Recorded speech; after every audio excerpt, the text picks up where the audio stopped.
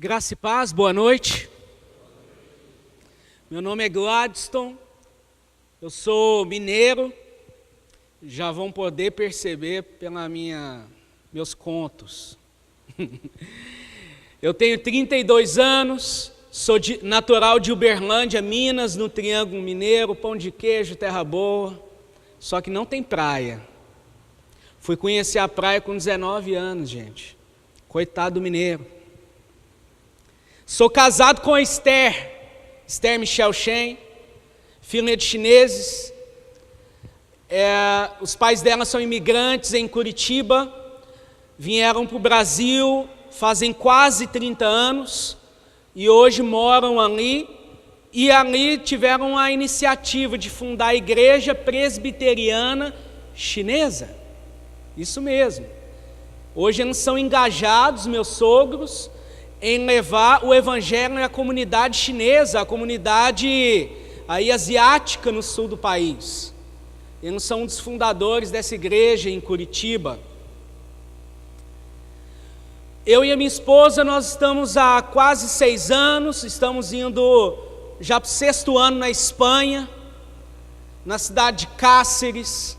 Nós fazemos missões em Cáceres e também afora a Espanha, fora a Europa. Já vou falar mais um pouco acerca disso, acerca do nosso trabalho, como somos engajados aí nessa missão que Deus nos deu. Minha esposa, ela é designer, ela é tradutora. Aconteceu algo muito interessante na Copa do Mundo, a última aí, né? Que ninguém lembra mais do 7-1. Não é verdade? Da Alemanha. Bom, gente, brincadeiras à parte, estávamos pregando em uma igreja presbiteriana na ocasião, em Curitiba, e me chamaram no final do culto e falaram: Gladstone, a seleção espanhola de futebol está aqui em Curitiba. E a sua esposa fala mandarim. Ela fala espanhol também, não fala? Eu sim, minha esposa fala, é porque minha esposa fala 5 idiomas. Ela é fluente em 5 idiomas. Então, me disseram: Gladstone, é porque nós não achamos a FIFA.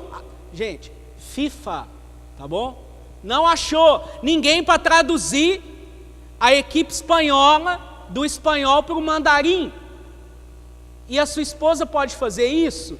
E a minha esposa estava do meu lado, ela começou a gaguejar e eu falei: é claro, amor, você pode. Sim.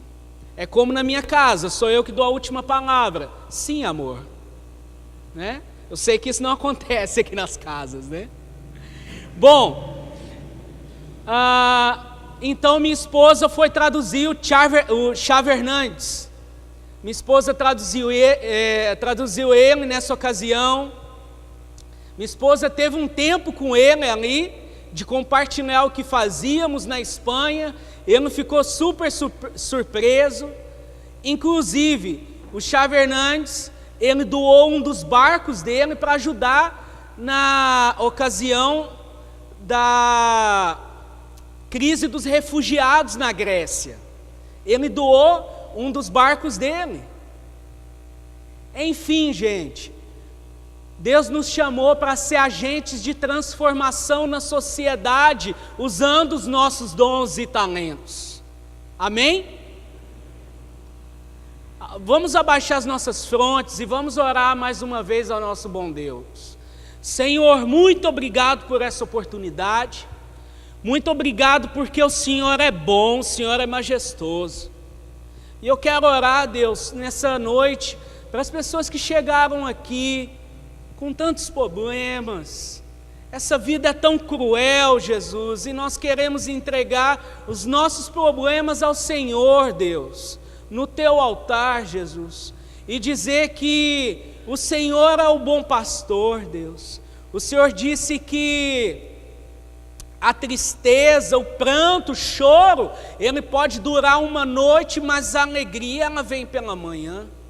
O Senhor é o Consolador, Deus. Então eu oro para todas as pessoas que vieram aqui com o coração abatido essa noite, quizás tão angustiado, seja o alívio, Deus, em nome de Jesus. Que a palavra essa noite, Deus, seja cravada aos corações representados aqui, em nome de Jesus, é o que nós te pedimos. Amém. Pode projetar o texto de Mateus, por favor. Mateus 28. Quem puder, me acompanhe, por favor, na leitura. Jesus, aproximando-se, falou-lhes, dizendo: toda autoridade me foi dada no céu e na terra. Ide, portanto, fazei discípulos de todas as nações, batizando-os em nome do Pai, do Filho e do Espírito Santo, ensinando-vos a guardar todas as coisas que vos tenho ordenado. E eis que estou convosco todos os dias, até a consumação dos séculos. Hoje nós vamos falar um pouco do porquê, o que é ser uma igreja missionária. Hoje nós vamos falar sobre por que devemos ser uma igreja missionária, o porquê ser missionários. Quem aqui estava pela manhã no culto? Eu gostaria de reconhecer, sem vergonhas, isso, muito bem. Eu vou ter a oportunidade outra vez de contar coisas novas e também coisas que eu já, testemunhos dos quais eu já falei aqui um pouco antes. A igreja missionária é aquela igreja que abraça, é aquela igreja que vai às ruas. Como tem sido a igreja presbiteriana de Santos, a igreja privilegiada da Baixada Santista, que foi a primeira igreja implantada aqui por missionários, que cruzaram o oceano, deixaram suas famílias e vieram. Por isso que você está aqui nesse banco hoje. Você está aqui hoje porque missionários deixaram suas famílias, quizás deixaram os seus prazeres, deixaram as suas coisas do outro lado do mundo e vieram aqui para implantar essa igreja. O Evangelho de Jesus, ele inclui as pessoas, ele não exclui. Jesus se assentava, ele sempre sentava com as pessoas para almoçar, para comer. Jesus na Bíblia ele era chamado de beberrão e comelão, não era verdade? Pelos fariseus da época. Verdade, não? Sim? Sim? Você sabe por quê? Porque um dos maiores dons de Jesus era ouvir. Jesus Cristo, ele ouvia as pessoas. E para ouvir, nada melhor do que uma boa mesa. Nada melhor do que uma boa comida. Então ele sentava mesmo com o povo e comia. Ele sentava com as pessoas. Ele tinha prazer em escutar as pessoas. Às vezes, o maior grito das pessoas é serem escutadas. O maior grito da população brasileira hoje. Eu estava conversando com um irmão aqui, antes de iniciar esse culto. O Sul tem um dos maiores índices hoje de ateus no país. Consequentemente, um dos maiores níveis de suicídio também, o Sul. Você sabe por quê? Não é porque o Sul é frio, não. Ontem estava fazendo 7 graus em Curitiba. 7 graus na Baixada Santista aqui, todo mundo morre de frio, né, gente? 7 graus aqui. Bom, como? E o que eu quero falar com isso é que eu sou contra essa visão, porque na nossa base missionária na Espanha, eu pastoreio, eu e minha esposa, vários missionários, que esses missionários vêm do norte europeu. Você pode olhar aí no Google, por exemplo, a Finlândia é um dos países onde as pessoas são mais felizes do mundo. Finlândia, onde as pessoas passam 9 meses no inverno. Você sabe por quê? Uma missionária, ela me explicou por quê. Porque no país dela não tem escola particular. Porque a educação é para todos, mas funciona. Não é como o governo atual ou o antigo do Brasil falava, educação para todos, né? Não, gente. Um país onde o socialismo, digamos assim, não funciona, assim por dizer. Um país onde as pessoas são, desde cedo, do ensino fundamental, as pessoas elas já têm uma base até teológica, aonde as leis do governo são resquícios da reforma protestante. Veja a Suíça como é, porque é um país tão desenvolvido. Um dia eu fui na Suíça, gente, eu fiquei bobo com aquilo. Nós estávamos em uma reunião em uma base missionária que ficava afastada. Já quase tudo na Suíça, que não é cidade grande, digamos assim, cidade grande porte, são campos, são fazendas. E eu passei naquela fazenda, tinha muitas tulipas, flores muito bonitas, e um missionário local me disse, você sabe aquela latinha que fica ali? Ali estava escrito assim, cada flor custa 5 francos suíços. Pegue aqui sua tesoura, pegue aqui a sua sacolinha, pegue quantas flores você precisar, coloca dentro da sacolinha, coloque aqui o seu dinheiro e caso necessite, pegue seu troco. Você acha que isso ia funcionar em Santos? Não? Sim, gente, eu sei a resposta já.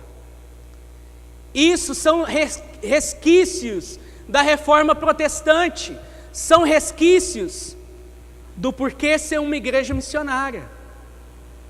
São pessoas que estavam no governo, são pessoas que evangelizaram todo um ensino educacional fundamental, são pessoas que lutaram por isso. São pessoas que não fizeram acepção de pessoas. Como eu disse, eu moro na Espanha, faço missões na Espanha, eu e a minha esposa, e uma das coisas que eu mais odeio chegar na minha nação eu sou atendido em uma loja pela forma que eu estou vestido. É verdade ou não é, gente? Eu estou mentindo? Não, não estou mentindo. Você é atendido melhor em um banco se você está bem vestido. Você é atendido até em um hospital se você está bem vestido. Porque você vale aquilo que você tem e você não vale aquilo que você é em Jesus. Então, aonde está a nossa identidade cristã no meio disso? Chegando 15 dias agora, eu tenho uma bebezinha de 3 meses, espanholinha, que Deus nos deu. Eu sou um pai muito babão. Minha primeira filha, a Rosa. Vocês receberam um cartãozinho, não é verdade? Aqui, todo mundo? Sim, vocês receberam um cartão. Esse cartão é um presente da nossa família para vocês. Nós mandamos confeccionar. Guardem ali no armário, na geladeira, ali na cômoda de vocês. E lembrem-se de orar por nós. Nós precisamos muito de oração. Como eu estava contando, chegamos no aeroporto de Guarulhos. Me lembro até hoje, gente. Pessoas chegando com bolsas muito caras da Louis Vuitton, Prada e tantas outras coisas que é mais acessíveis nos Estados Unidos. Na Espanha nem tanto.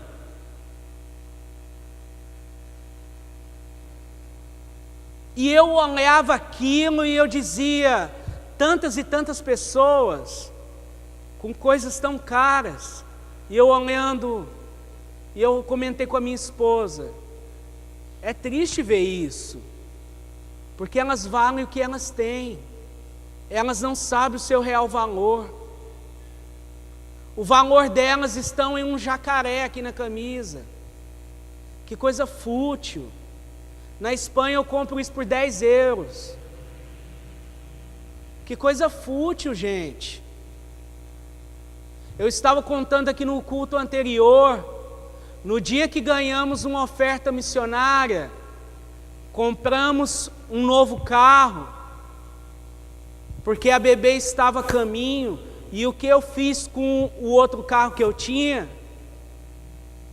Jesus me falou para mim dar o meu carro. Eu dei um carro, gente. Eu sou missionário.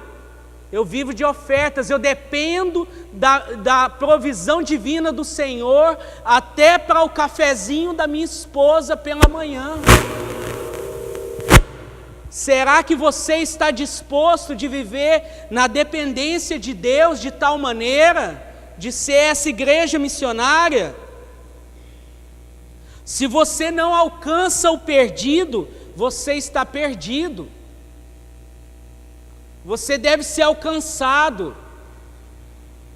Se você não é um missionário, você é um campo missionário. O que a igreja precisa fazer para ela ser considerada missionária? Eu e a minha esposa, nós estávamos trabalhando num campo de refugiados nos últimos 2 anos em Lesbos. Quem aqui lembra dos refugiados sírios fugindo da guerra, entrando nos barcos, atravessando o mar? Vocês viram, não é verdade? Vocês viram isso na TV. Eu e a minha esposa estávamos lá e nós vimos crianças, adolescentes, famílias inteiras fugindo da guerra, mães com 7 filhos, viúvas. E cadê a igreja? Só tinha, a maioria era testemunha de Jeová que estava ali para ajudar. A maioria tinha várias pessoas espíritas ali para ajudar. E eu falava, cadê a igreja brasileira que é tão rica nesse lugar? Cadê ela nesse lugar para fazer a diferença?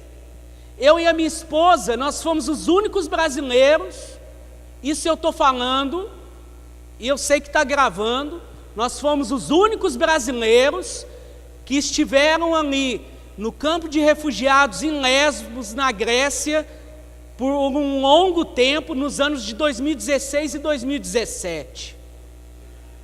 Os únicos brasileiros. Você sabe por quê? Porque todo mundo está ocupado. Eu tenho que pagar o meu carro em 60 parcelas, que lá na Espanha eu compro o seu carro por 2.000 euros, tá?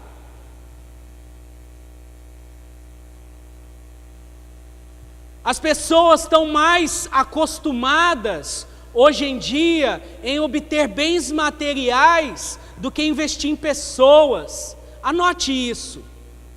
Anote o que eu vou falar agora. Invista em pessoas, porque é o único investimento que você levará para a eternidade. Você não leva nada, não. Você não leva. Ontem aconteceu uma coisa muito boba aqui no culto pela noite. Deixei meu celular cair. E tinha algumas moças que falaram, nossa, o celular caiu no chão. Moço, não deixa. É o celular tal. E eu, gente, a operadora me deu esse celular lá na Espanha. Aquilo vale o preço de um carro. Isso aqui é coisa fútil. Pessoas são mais importantes. Acolher pessoas na Igreja Presbiteriana de Santos é mais importante do que ter coisas. Vocês já têm um tempo super bonito, histórico. Invista em pessoas, envie pessoas para os seminários, para as missões. O evangelho que não passa de geração para geração, ele não perdura. O verdadeiro evangelho, ele passa de geração para geração. Eu só sou presbiteriano hoje porque um dia eu fui alcançado por missionários que cruzaram o oceano, outra vez aqui eu falando a mesma coisa. Mas eu quero que vocês entendam a essência do verdadeiro evangelho de Jesus. Pregar na Espanha é muito difícil, gente, porque lá você não compra ninguém com uma cesta básica. Lá você não compra ninguém sendo ético. Você não roubar de ninguém, você não passar ninguém para trás é mais do que seu dever. E eu gosto de estar numa cultura assim. Você sabe por quê? Não é porque eu não tenho tanto perigo, igual aqui no Brasil, de ser assaltado, não, criminalidade, não é nada disso. É porque ou eu vivo o verdadeiro evangelho e prego ele, ou eu não me perduro nessa nação. Porque só a mensagem da cruz que muda as pessoas. A ação social, ela é muito bem-vinda, mas ela é só uma faceta no meio de um grande leque de opções. Nada mais do que isso. E quem deveria fazer isso era o governo e não as igrejas. Você sabe por que as igrejas do Brasil não pagam impostos? Você sabe por quê? Porque a igreja brasileira contribui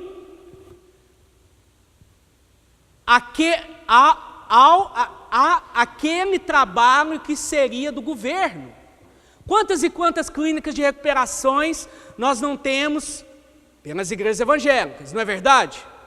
Verdade, gente? Culto passado aqui, eu estava falando, a igreja de Curitiba tem um orfanato que tem 150 crianças. Nem o governo da cidade tem um orfanato com tanta proporção de riqueza educacional. A igreja, ela contribui muito para o Estado, e isso é ótimo, isso é maravilhoso. A história de João Calvino na França, eu moro de um lado da França, eu posso falar. Calvino, o que ele falava? Ele falava, a partir de hoje, não vamos implantar somente igrejas, vamos implantar, cada igreja que implantamos, vamos implantar um colégio ao lado. Por quê? Porque ele sabia que o cristianismo ele tem que andar lado a lado com a educação. Por isso que a França hoje é uma das maiores potências econômicas. Porque lá atrás, através da reforma protestante, um homem que hoje influenciou tanto a nossa teologia reformada da Igreja Presbiteriana do Brasil, ele pensou a mais. Infelizmente hoje, não foi levado aquele evangelho que perdura de geração para geração, e hoje não tem mais de 30 escolas na França, que tem a característica calvinista, que veio desse avivamento de Calvino, que era essas escolas. Por quê, gente? Porque os reformadores, eles morrem. Todos nós passamos. Então, se nós não pregamos, a geração, ela não perdura. Você foi feito para ser um agente de transformação na prática. Agora eu quero perguntar para você, se hoje, se nesse dia de domingo, a Igreja Presbiteriana de Santos fosse fechada por alguma circunstância, você acha que a vizinhança aqui, ela sentiria a falta dessa igreja? Se a resposta for não, é porque todos nós, me incluo, devemos rever os nossos conceitos do que é ser igreja. Porque uma igreja, ela influi a sociedade. A igreja, ela não é só feita para abrir os templos aí num dia de domingo. Não. Ela não é feita somente para o templo, para ocupar o espaço na terra. Pode ser talvez um pouco duro isso. Mas ou eu prego a verdade de Jesus, ou é mentira.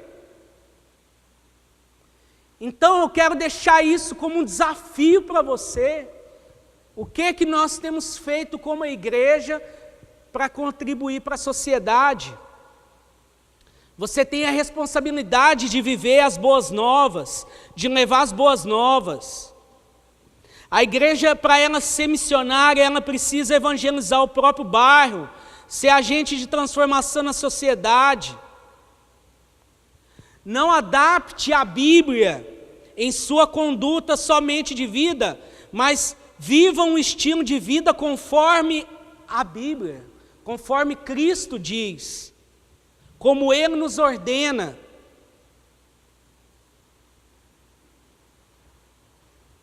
Se você não segue tudo que eu falei aqui, ou se você tem dificuldade, ore ao Senhor. Você tem bons pastores, bons presbíteros, que pode te alcançar, que pode estar te discipulando.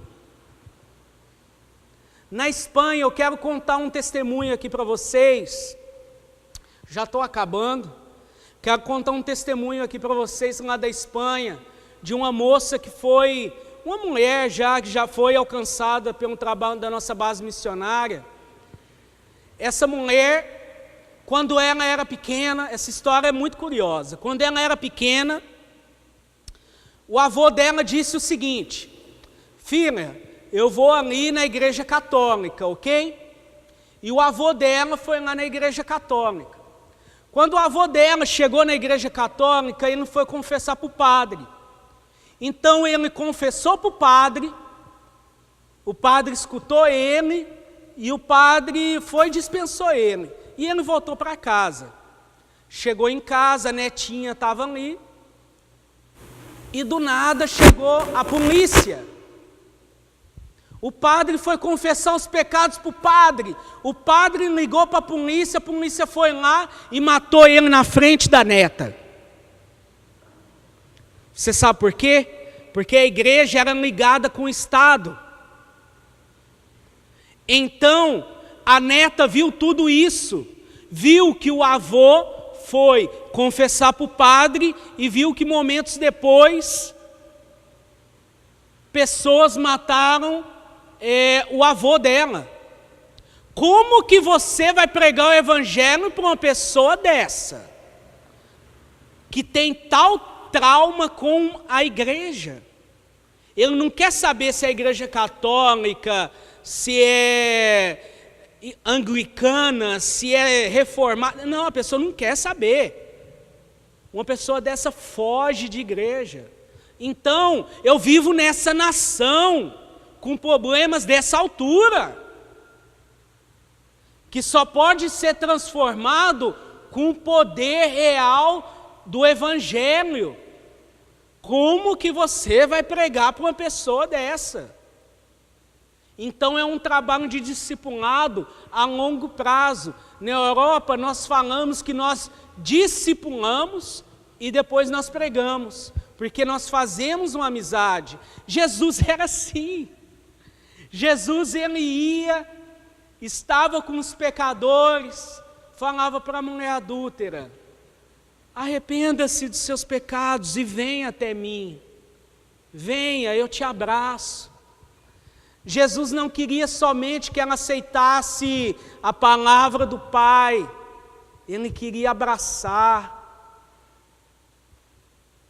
Missionário não é caça-fantasma, ele não vai atrás de alma. Quem é o casal missionário aqui? Parabéns e sejam bem-vindos ao time. Não é somente, gente, o poder do Evangelho.